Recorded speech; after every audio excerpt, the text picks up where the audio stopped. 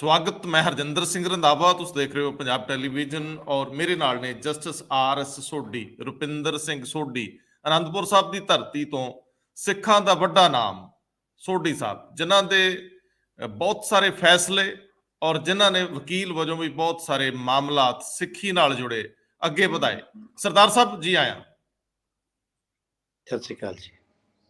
ਸਤਿ ਸ਼੍ਰੀ ਅਕਾਲ ਸਰਦਾਰ ਸਾਹਿਬ। ਜਿਸ ਸੰਦਰਭ ਦੇ ਵਿੱਚ ਅਸੀਂ ਗੱਲ ਕਰਨੀ ਹੈ ਦੋਸਤੋ, ਕੱਲ ਅਸੀਂ ਜਥੇਦਾਰ ਸ਼੍ਰੀ ਅਕਾਲ ਤਖਤ ਸਾਹਿਬ ਵੱਲੋਂ ਸਿੱਖ ਮਾਮਲਿਆਂ ਦੇ, ਸਿੱਖ ਸਿਆਸਤ ਦੇ ਉੱਤੇ ਇੱਕ ਟਿੱਪਣੀ ਜਿਹੜੀ ਸਾਰਾ ਦਿਨ ਚਰਚਾ 'ਚ ਰਹੀ, ਉਹਦੇ ਉੱਤੇ ਗੱਲ ਕੀਤੀ ਸੀ। ਸਰਦਾਰ ਤਰਲੋਚਨ ਸਿੰਘ ਹੁਰਾਣਾ, ਸਾਬਕਾ ਮੈਂਬਰ ਪਾਰਲੀਮੈਂਟ, ਔਰ ਉਹਨਾਂ ਦੇ ਨਾਲ ਸੀਗੇ DIG ਪ੍ਰਤਾਪ ਸਿੰਘ, ਜਿਹੜੇ ਸਿੱਖ ਰਿਵਿਊ ਦੇ ਐਡੀਟਰ ਨੇ। ਅਸੀਂ ਉਹਦੇ ਸਮਾਨਾਂਤਰ ਇੱਕ ਸਰਦਾਰ ਸਾਹਿਬ ਦਾ ਵੱਖਰਾ ਵਿਊ ਪੁਆਇੰਟ ਜਾਣਨ ਦਾ ਯਤਨ ਕਰ ਰਹੇ ਹਾਂ, ਉਹਦੇ ਤੇ ਗੱਲ ਕਰਾਂਗੇ। ਲੇਕਿਨ ਉਸ ਤੋਂ ਪਹਿਲਾਂ ਅੱਜ ਇੱਕ ਦੁਖਦਾਈ ਖਬਰ ਸੀ, ਜਿਹੜੀ ਸਰਦਾਰ ਨਿਰਮਲ ਸਿੰਘ ਚੀਫ ਖਾਲਸਾ ਦੀਵਾਨ ਦੇ ਮੁਖੀ, ਉਹਨਾਂ ਦਾ ਫੌਤ ਹੋ ਜਾਣਾ ਤੇ ਅੱਜ ਉਹਨਾਂ ਨੂੰ ਸਪੁਰਦ ਆਤਿਸ਼ ਕੀਤਾ ਜਾਣਾ। ਅਸੀਂ ਆਪਣੇ ਵੱਲੋਂ ਸ਼ਰਧਾ ਵਿਅਕਤ ਕਰਦੇ ਹਾਂ। ਬਹੁਤ ਪਿਆਰੇ ਮਿੱਤਰ ਸੀਗੇ ਔਰ ਇੱਕ ਵੱਡੀ ਹਸਤੀ। ਦੂਜਾ ਸਵਾਲ, ਪੰਜਾਬ ਦੀ ਧਰਤੀ ਦੇ ਉੱਤੇ ਬਹੁਤ ਸਾਰੇ ਲੋਕ ਬਦਲਾਅ ਲਈ ਇੱਕ ਸ਼ਗਨਾਂ ਦਾ ਗੀਤ ਵੀ ਹੈ ਸਮਾਨਾਂਤਰ। ਅਸੀਂ ਦੁੱਖ ਦੇ ਨਾਲ ਨਾਲ ਜਦੋਂ ਅੱਗੇ ਵੱਧਦੇ ਹਾਂ ਤਾਂ ਉਹ ਸ਼ਗਨਾਂ ਦਾ ਗੀਤ ਹੈ, ਸੁੱਖਾਂ ਸੁੱਖ ਦੀ ਨੂੰ ਆਹ ਦਿਨ ਆਏ। ਭਗਵੰਤ ਮਾਨ ਅੰਮ੍ਰਿਤਸਰ ਦੇ ਵਿੱਚ ਗੋਲਡਨ ਟੈਂਪਲ ਸ਼ਰਧਾ ਵਿਅਕਤ ਕਰਨ ਆਏ ਸੀ, ਲੇਕਿਨ PRTC ਔਰ ਖਾਸ ਤੌਰ ਤੇ ਰੋਡਵੇਜ ਦੀਆਂ ਬੱਸਾਂ ਸੈਂਕੜਿਆਂ ਦੀ ਤਾਦਾਦ ਵਿੱਚ ਸੀਗੀਆਂ ਔਰ ਉਹ ਵੱਖ-ਵੱਖ ਜ਼ਿਲ੍ਹਿਆਂ ਤੋਂ ਸੀ। ਅੰਮ੍ਰਿਤਸਰ ਦੇ ਸਾਰੇ ਬਾਹਰਲੇ ਰਾਹ ਭਰੇ ਪਏ ਸੀ। ਗੱਲਾਂ ਅਸੀਂ ਸਾਦਗੀ ਦੀਆਂ ਕਰਦੇ ਰਹੇ ਹਾਂ, ਗੱਲਾਂ ਅੱਜ ਰੌਲੇ ਪੈ ਰਹੇ ਨੇ।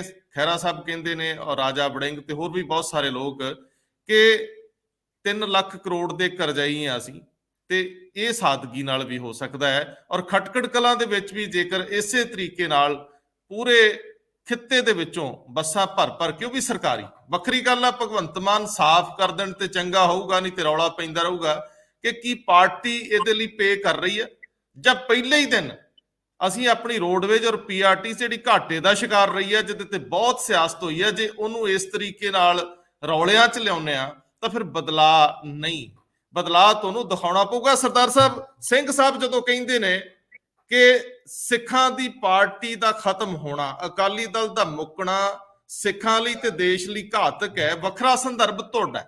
ਤੁਸੀਂ ਜੰਗ ਲੜੀ ਆ ਸਿੱਖ ਮਾਮਲਿਆਂ ਤੇ ਤੁਸੀਂ ਸਾਫ਼ ਤੇ ਸਪਸ਼ਟ ਆਪਣਾ ਵਿਊ ਰਾ ਪੁਆਇੰਟ ਰੱਖਦੇ ਹੋ। ਦੱਸਿਓ ਜ਼ਰਾ ਤੁਸੀਂ ਕਿਵੇਂ ਲੈ ਰਹੇ ਹੋ ਇਹ ਸਾਰੇ ਮਾਮਲਾਤ ਨੂੰ।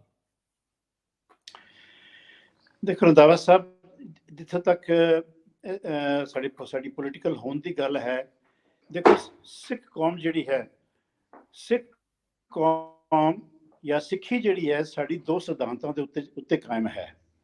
ਇੱਕ ਸੀ ਮੀਰੀ ਤੇ ਇੱਕ ਸੀ ਪੀਰੀ। ਇਹ ਦੋਨੋਂ ਜਿਹੜੀਆਂ ਹੈ ਪੈਰਲਲ ਚਲਦੀਆਂ ਨੇ, ਬੋਡੀਜ਼ ਚਲਦੀਆਂ ਨੇ, ਇਕੱਲੀ ਕੋਈ ਨਹੀਂ ਹੈ। ਜਿਹੜੀ ਸਾਡੀ ਇੱਕ ਸਾਡਾ ਥੰਮ ਹੈ ਉਹ ਹੈ ਅਕਾਲ ਤਖਤ, ਦੂਜਾ ਥੰਮ ਸੀ ਸਾਡਾ ਪੋਲੀਟੀਕਲ। ਜਿੱਥੇ ਤੱਕ ਤਾਂ ਗੁਰੂ ਸਾਹਿਬ ਰਹੇ ਉਹ ਇਕੱਲੇ ਹੀ ਸਨ, ਉਹਨਾਂ ਨੇ ਮੀਰੀ ਤੇ ਪੀਰੀ ਦੋਨੋਂ ਚਲਾਈਆਂ। ਚਲੋ ਹੁਣ ਇਸ ਤਰ੍ਹਾਂ ਨਹੀਂ ਹੋ ਸਕਦਾ।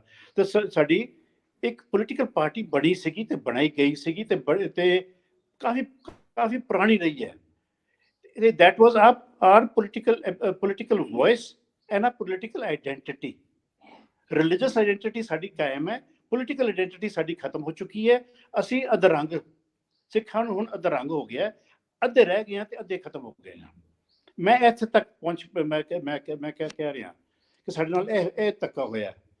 ਹੁਣ 70 ਸਾਲ ਲੱਗੇ ਨੇ ਸਾਡੇ ਨਾਲ ਇਹ ਧੱਕਾ ਹੁੰਦੇ ਤੇ ਦੇਖੋ ਕਦੀ ਅਕਾਲੀ ਦਲ ਨੂੰ ਤੁਸੀਂ ਬਣਾਤਾ ਮਾਸਟਰ ਤਾਰਾ ਸਿੰਘ ਦਲ, ਕਦੀ ਬਣਾਤਾ ਬਾਦਲ ਦਲ, ਕਦੀ ਬਣਾਤਾ ਟੌੜਾ ਦਲ ਤੇ ਕਦੀ ਬਣਾਤਾ ਤਲਵੰਡੀ ਦਲ। ਉਹ ਯਾਰ ਅਕਾਲੀ ਦਲ ਇੱਕੋ ਹੀ ਹੈ, ਇੱਕੋ ਹੀ ਸੀਗਾ। ਉਹ ਤਾਂ ਵੰਡ ਨਹੀਂ ਸਕਦਾ। ਤੁਹਾਡੀ individual political identity, political thought ਜੋ ਵੀ ਹੋਏਗੀ, ਜਿਸ ਤਰ੍ਹਾਂ ਵੀ ਹੈ, ਪਰ ਤੁਸੀਂ ਉਹਨੂੰ ਦਲ ਨੂੰ ਤੁਸੀਂ ਕਾਬਜ਼ ਨਹੀਂ ਹੋ ਸਕਦੇ ਉਹਦੇ ਉੱਤੇ, ਪਰ ਕਾਬਜ਼ ਹੋ ਗਏ। ਇਹ ਕਰਦੇ ਹੁੰਦੇ ਅੱਜ ਇਹ ਹੋ ਗਿਆ ਕਿ ਬਾਦਲ ਬਣ ਗਿਆ। ਜਿਸ ਤਰ੍ਹਾਂ ਕਿ ਅਕਾਲੀ ਦਲ ਤਾਂ ਸਿਰਫ ਬਾਦਲ ਹੀ ਬਾਦਲ ਹੈ, ਬਾਕੀ ਅਸੀਂ ਸਿੱਖ ਹੈ ਹੀ ਕੁਛ ਨਹੀਂ। ਉਹ ਬਾਦਲ ਚੰਗਾ ਹੋਏ ਤਾਂ ਅਸੀਂ ਚੰਗੇ ਹਾਂ, ਬਾਦਲ ਮਾੜਾ ਹੋਏ ਤਾਂ ਅਸੀਂ ਮਾੜੇ ਹਾਂ। ਬਾਦਲ ਜੋ ਕਰੇ ਉਹ ਕਰੇ, ਪਰ ਬਾਦਲ ਬੇੜਾ ਗਰਕ ਕਰਕੇ ਰੱਖਤਾ ਸਾਡਾ। ਹੁਣ ਸਾਡੀ ਹੋਂਦ ਹੀ ਖਤਮ ਹੋ ਗਈ, ਪੋਲੀਟੀਕਲ ਹੋਂਦ। ਸਾਡੀ ਪੋਲੀਟੀਕਲ ਵੌਇਸ ਜਿਹੜੀ ਹੈ ਉਹ ਹੁਣ ਐਬਸੈਂਟ ਹੈ ਅੱਜ ਕੱਲ੍ਹ। ਹੁਣ ਤੁਸੀਂ ਕੱਲ ਮੈਂ ਤੁਹਾਡੀ ਗੱਲ ਸੁਣੀ ਸੀ, ਮੈਂ ਤੁਹਾਡੀ ਜਿਹੜੀ ਇੰਟਰਵਿਊ ਹੋਈ ਹੈ ਉਹਦੇ ਵਿੱਚ ਇਹ ਸੀਗਾ ਕਿ ਸਿੱਖ ਹੈ ਜੀ, ਸਿੱਖ ਕਾਂਗਰਸ ਨੂੰ ਜੁਆਇਨ ਕਰ ਲਏ, ਸਿੱਖ ਕਮਿਊਨਿਸਟਾਂ ਨੂੰ ਜੁਆਇਨ ਕਰ ਲਏ, ਉਹ ਸਿੱਖ ਆਪ ਵਿੱਚ ਸਿੱਖ ਹੈ, ਅਸੀਂ ਉਹਦੀ ਨਿੰਦਾ ਕਿਸ ਤਰ੍ਹਾਂ ਕਰ ਸਕਦੇ ਹਾਂ? ਅਸੀਂ ਕੋਈ ਨਿੰਦਾ ਨਹੀਂ ਕਰਦੇ ਕਿਸੇ ਦੀ। ਦੇਖੋ ਸਾਡੀ ਆਈਡੈਂਟੀਟੀ ਤੇ ਸਾਡੀ ਹੋਂਦ, ਸਾਡੀ ਜਿਹੜੀ ਚੀਜ਼, ਸਾਡੀ ਆਵਾਜ਼ ਕੌਣ ਚੁੱਕੇਗਾ? ਜਿਹੜਾ ਸਿੱਖ ਚਲੇ ਗਿਆ ਆਪ ਵੱਲ, ਉਹ ਆਈਡੀਓਲੋਜੀ ਆਪ ਦੀ ਹੈ। ਜਿਹੜਾ ਸਿੱਖ ਚਲੇ ਗਿਆ ਕਾਂਗਰਸ ਵਿੱਚ, ਉਹ ਕਾਂਗਰਸ ਆਈਡੀਓਲੋਜੀ ਵਿੱਚ ਬੋਲੇਗਾ। ਸਾਡੇ ਕਿੱਥੇ ਗਈ ਅਕਾਲੀ ਦਲ ਦੀ? ਅਸੀਂ ਤਾਂ ਖਤਮ ਹੋ ਗਏ ਨਾ। ਹੁਣ ਇਹ ਕਹਿ ਦੇਣਾ ਕਿ ਜੀ ਅਸੀਂ ਉਹਨਾਂ ਦੀ ਬੜੀ ਅਸੀਂ ਉਹਨਾਂ ਨੂੰ ਵੈਲਕਮ ਕਰਨੇ ਆ। ਮੈਂ ਤਾਂ ਕੋਈ ਵੈਲਕਮ ਨਹੀਂ ਕਰਦਾ। ਆਪਣੇ ਆਪ ਨੂੰ ਮਾਰ ਕੇ ਮੈਂ ਅਗਲੇ ਨੂੰ ਵੈਲਕਮ ਕਰੀ ਜਾਵਾਂ? ਮੈਂ ਤਾਂ ਕੋਈ ਵੈਲਕਮ ਨਹੀਂ ਕਰਦਾ। ਮੈਂ ਤਾਂ ਕਹਿੰਦਾ ਕਿ ਵੀ ਸਿੱਖਾਂ ਨੂੰ ਹੋ ਕੀ ਗਿਆ, ਕਦੋਂ ਅਕਲ ਆਏਗੀ? ਅਸੀਂ ਆਪਣੇ ਆਪ ਨੂੰ 70 ਸਾਲ ਲੱਗੇ ਨੇ, ਤੇ 70 ਸਾਲ ਬਹੁਤ ਹੁੰਦੇ ਨੇ ਸੋਚਣ ਵਾਸਤੇ। ਅਸੀਂ 70 ਸਾਲ ਸੋਚ ਕੇ ਆਪਣੇ ਆਪ ਨੂੰ ਮਾਰ ਦੇ ਰਹੇ ਹਾਂ। ਹੁਣ ਆ ਗਿਆ, ਹੁਣ ਸਾਡੀ ਹੋਂਦ ਹੀ ਖਤਮ ਹੋ ਗਈ ਹੈ। ਹੁਣ ਤੁਸੀਂ ਮੈਨੂੰ ਦੱਸੋ, ਅਕਾਲੀ ਦਲ ਜਿਹੜਾ ਹੈ ਇਹ ਕਦੋਂ ਚੱਲੇਗਾ? ਕੌਣ ਚਲਾਏਗਾ? ਕਿੱਥੇ ਚੱਲੇਗਾ? ਇੱਕ ਪਾਸੇ ਹੋ ਗਏ ਜੀ ਢੀਂਡਸਾ ਸਾਹਿਬ ਹੋ ਗਏ, ਇੱਕ ਬ੍ਰਹਮਪੁਰਾ ਸਾਹਿਬ, ਇੱਕ ਬਾਦਲ ਸਾਹਿਬ। ਬਾਦਲਾਂ ਨੇ ਤਾਂ ਆਪਣਾ ਬ੍ਰਹਮ ਅਸਤਰ ਚਲਾ ਕੇ ਜਦੋਂ ਚੱਲਿਆ ਤੇ ਮੈਨੂੰ ਉਦੋਂ ਪਤਾ ਲੱਗ ਗਿਆ ਕਿ ਅਸੀਂ ਖਤਮ ਹੋ ਗਏ ਹਾਂ। ਜਦੋਂ ਵੱਡੇ ਬਾਦਲ ਸਾਹਿਬ ਨੂੰ ਤੁਸੀਂ ਇਲੈਕਸ਼ਨ ਵਾਸਤੇ ਖੜਾ ਕਰਤਾ, ਮੈਂ ਕਿਹਾ ਲੈ ਵੀ ਗਿਆ ਕੰਮ, ਕਿ ਇਹ ਪਤਾ ਹੀ ਲੱਗ ਗਿਆ ਉਸ ਵੇਲੇ ਕਿ ਅਸੀਂ ਖਤਮ ਹੋ ਗਏ ਹਾਂ।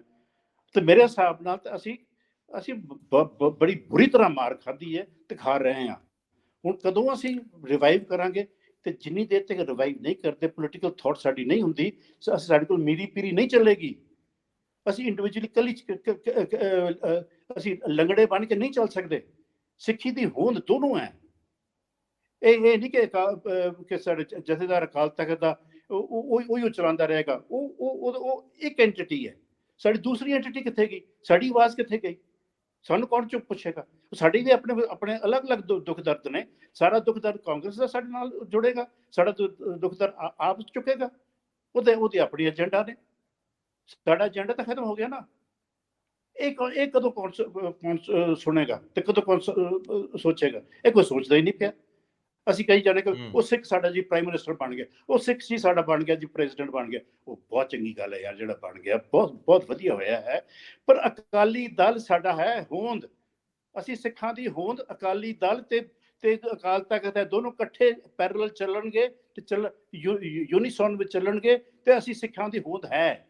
ਨਹੀਂ ਤਾਂ ਅਸੀਂ, ਮੈਂ ਤੁਹਾਨੂੰ ਕਿਹਾ, ਅਧਰੰਗ ਹੋ ਗਿਆ ਸਾਨੂੰ, ਅਸੀਂ ਅੱਧੇ ਰਹਿ ਗਏ। ਬਿਲਕੁਲ ਸਰਦਾਰ ਸਾਹਿਬ, ਬੜੀ ਪਤੇ ਦੀ ਗੱਲ ਤੁਸੀਂ ਕੀਤੀ ਹੈ। ਠੀਕ ਹੈ, ਕਾਂਗਰਸ ਆਪਣੀ ਢੰਗ ਨਾਲ ਚੱਲ ਸਕਦੀ ਹੈ, ਆਮ ਆਦਮੀ ਪਾਰਟੀ ਚੱਲ ਸਕਦੀ, ਬੀਜੇਪੀ ਚੱਲ ਸਕਦੀ, ਲੇਕਿਨ ਬੀਜੇਪੀ ਦੇ ਪਿੱਛੇ ਆਰਐਸਐਸ ਇੱਕ ਹੋਰ ਏਜੰਡਾ ਹੈ। ਆਰਐਸਐਸ ਆਪਣੇ ਧਰਮ ਦੇ ਨਜ਼ਰੀਏ ਤੋਂ ਕਦੇ ਵੀ ਗਲਤ ਨਹੀਂ। ਉਹ ਆਪਣੇ ਧਰਮ ਦੇ ਜਦੋਂ ਉਹ ਗਲਤ ਉਦੋਂ ਹੁੰਦੇ ਆ ਜਦੋਂ ਦੂਜੇ ਦੇ ਧਰਮ 'ਚ ਦਖਲ ਦਿੰਦੇ ਆ। ਜਦੋਂ ਉਹ ਸਿੱਖਾਂ ਦੇ ਧਰਮ 'ਚ ਦਖਲ ਦਿੰਦੇ ਆ, ਉਹ ਗਲਤ ਨੇ।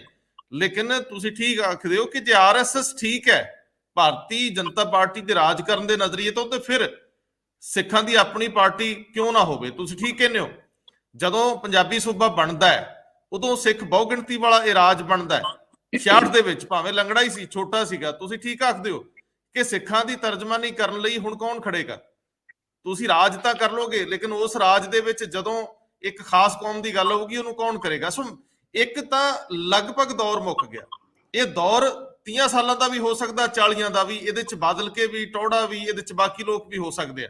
ਇਹ ਸਿਆਸਤ ਨਵਾਣਾ ਤੱਕ ਗਈ ਤੇ ਉੱਥੋਂ ਜਾ ਕੇ ਅਲੋਪ ਹੋ ਗਈ, ਜਿਵੇਂ ਜਥੇਦਾਰ ਸਾਹਿਬ ਆਖਦੇ ਆ। ਹੁਣ ਇੱਥੋਂ ਨਵਾਂ ਸੂਰਜ ਕਿੱਦਾਂ ਚੜੇਗਾ?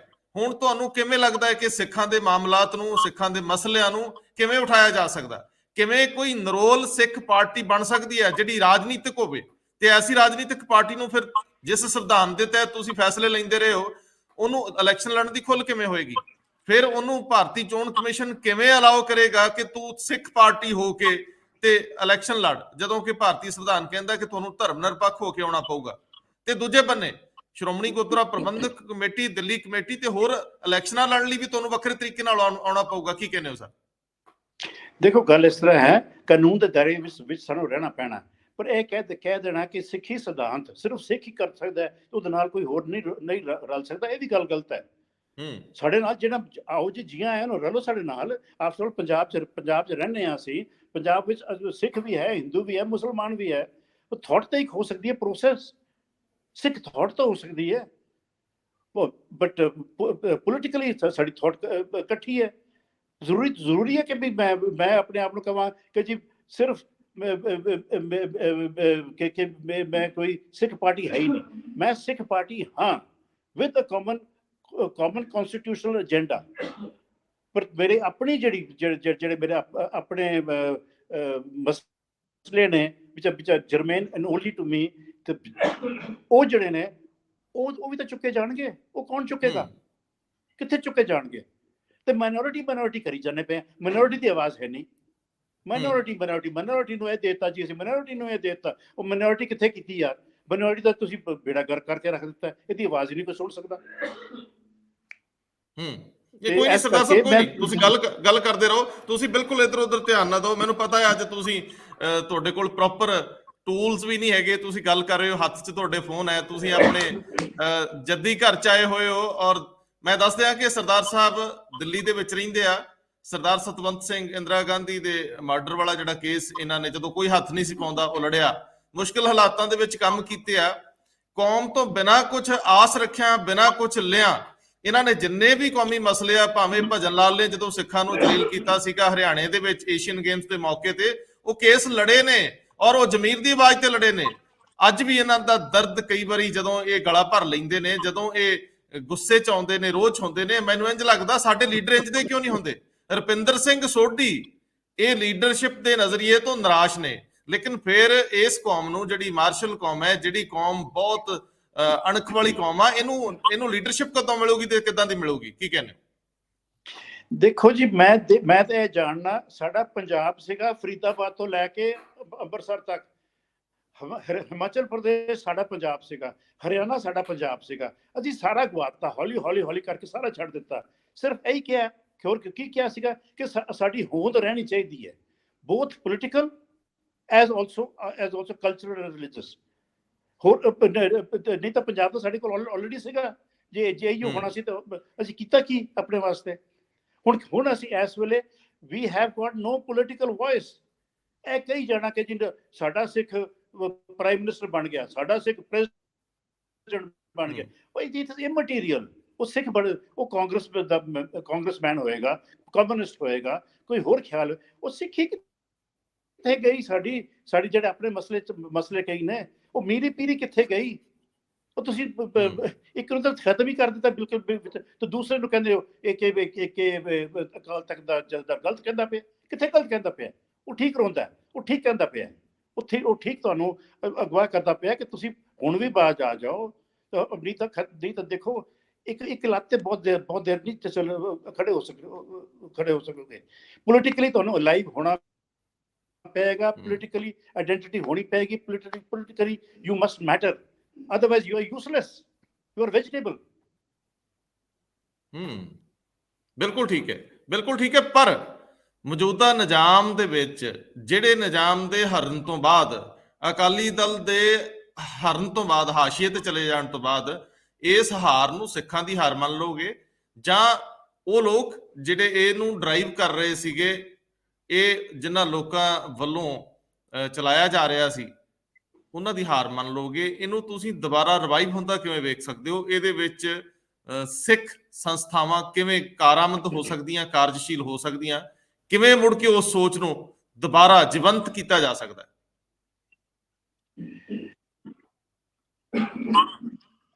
ਜੀ ਸਰ। ਦੇਖੋ, ਤੇ ਭਾਵੇਂ ਕੋਈ ਕਿਸੇ ਦੀ ਹਾਰ, 70 ਸਾਲ ਲੱਗੇ ਨੇ ਸਾਨੂੰ ਹਾਰਦੇ ਹੁਣ ਅਸੀਂ ਇੱਥੇ ਪਹੁੰਚ ਗਏ ਕਿ ਇੱਕ ਬੰਦੇ ਨੇ, ਇੱਕ ਪਾਰਟੀ ਨੇ, ਇੱਕ ਖਾਨਦਾਨ ਨੇ ਸਾਰੇ ਸਿੱਖਾਂ ਨੂੰ ਬਲੀਆ ਮੇਟ ਕਰ ਦਿੱਤਾ। ਦੇਖਿਆ ਨਾ, ਹੁਣ ਅਸੀਂ ਇਸ ਪੱਧਰ ਤੇ ਪਹੁੰਚ ਗਏ। ਇਹ ਸਿੱਖਾਂ ਦੀ ਹਾਰ ਹੈ। ਮੰਨੋ, ਪਲੀਜ਼ ਮੰਨੋ ਕਿ ਤੁਸੀਂ ਆਪਣੀ ਹੋਂਦ ਗਵਾ ਚੁੱਕੇ ਹੋ। ਤੁਹਾਡੀ ਵੌਇਸ ਖਤਮ ਹੋ ਗਈ ਹੈ। 5 ਸਾਲ ਵਾਸਤੇ ਤੁਸੀਂ ਪੰਜਾਬ ਦੇ ਵਿੱਚ ਤੁਸੀਂ ਕੁਝ ਨਹੀਂ ਹੋ। ਉਹ 3 ਬੰਦੇ ਲੈ ਕੇ ਬੈਠੇ ਹੋ। ਉਹ ਵੀ ਵਿਚਾਰੇ ਪਤਾ ਨਹੀਂ ਕੀ ਕਰਨਗੇ ਤੇ ਕੀ ਨਹੀਂ ਕਰ ਸਕਦੇ, ਪਰ ਖਤਮ ਹੋ। 5 ਸਾਲ ਤੁਹਾਡੀ ਕੋਈ ਆਵਾਜ਼ ਨਹੀਂ ਹੋਏਗੀ, ਬਿਲਕੁਲ ਨਹੀਂ ਹੋਏਗੀ ਤੁਹਾਡੀ ਆਵਾਜ਼, ਤੇ ਕੋਈ ਤੁਹਾਨੂੰ ਸੁਣਨ ਵਾਲਾ ਨਹੀਂ ਹੈ। ਤੁਸੀਂ ਆਪਣੇ ਆਪ ਨੂੰ ਮਾਰ ਦਿੱਤਾ। ਤੇ ਕਈ ਜਾਂਦੇ ਮੈਂ ਜਿੱਤ ਗਿਆ। ਜਿੱਤਿਆ ਕਾਹਦਾ? ਹਾਰ ਕੇ ਰੱਖਤੀ ਜੀ, ਇੱਕ ਰੋਲ ਕੇ ਰੱਖਤਾ ਤੁਸੀਂ ਸਾਨੂੰ, ਹੂੰ ਤੇ ਤੁਸੀਂ ਕਹਿੰਦੇ ਹੁਣ ਜਿੱਤ ਅੱਗੇ ਗਿਆ। ਜਿੱਤਿਆ ਕੀ, ਜਿੱਤੇ ਅਸੀਂ ਕਿੱਥੇ ਆ? ਹੁਣ ਅੱਗੇ ਕੀ ਹੋਵੇ? ਅਸੀਂ ਆਪਣੀ ਹਾਰ ਪੱਕੀ ਕਰ ਲਈ ਹੈ, ਐਬਸੋਲੂਟਲੀ ਪੱਕੀ ਕਰ ਲਈ ਹੈ। ਹੁਣ ਅਗਲੇ ਅਗਲੇ 10 ਸਾਲ ਮੈਂ ਨਾ ਕਹਿ ਰਿਹਾ, ਤੁਹਾਡੇ ਕੋਲ ਲੀਡਰ ਨਹੀਂ ਮਿਲਣਾ, ਤੁਹਾਡੇ ਕੋਲ ਬੰਦਾ ਨਹੀਂ ਲੱਭਣਾ ਕਿ ਅਕਾਲੀ ਪਾਰਟੀ ਨੂੰ ਕਿਸ ਤਰ੍ਹਾਂ ਬਣਾਈਏ, ਕਿਹੜੀ ਬਣਾਈਏ, ਕੌਣ ਬਣੇਗਾ, ਕੀ ਹੈ, ਕੀ ਇਹਦੇ ਵਜੂਦ ਹੋਏਗਾ। ਇਹ ਅਕਾਲ ਤਖਤ ਦਾ ਜਥੇਦਾਰ ਜੇ ਸਟਰੋਂਗ ਨਹੀਂ ਰਹੇਗਾ ਤੇ ਅਸੀਂ ਬਿਲਕੁਲ ਹੀ ਖਤਮ ਹੋ ਜਾਵਾਂਗੇ। ਬਿਲਕੁਲ ਠੀਕ ਹੈ, ਬਿਲਕੁਲ ਠੀਕ ਹੈ, ਲੇਕਿਨ ਹੋਵੇ ਕੀ? ਹੋਵੇ ਕੀ ਸਰਦਾਰ ਸਾਹਿਬ? ਹੋਏਗਾ ਜੀ, ਕਿਉਂ ਨਹੀਂ ਹੋਣਾ? ਹੈ ਹੋਏਗਾ, ਹੋਣਾ ਚਾਹੀਦਾ, ਹੋਏਗਾ।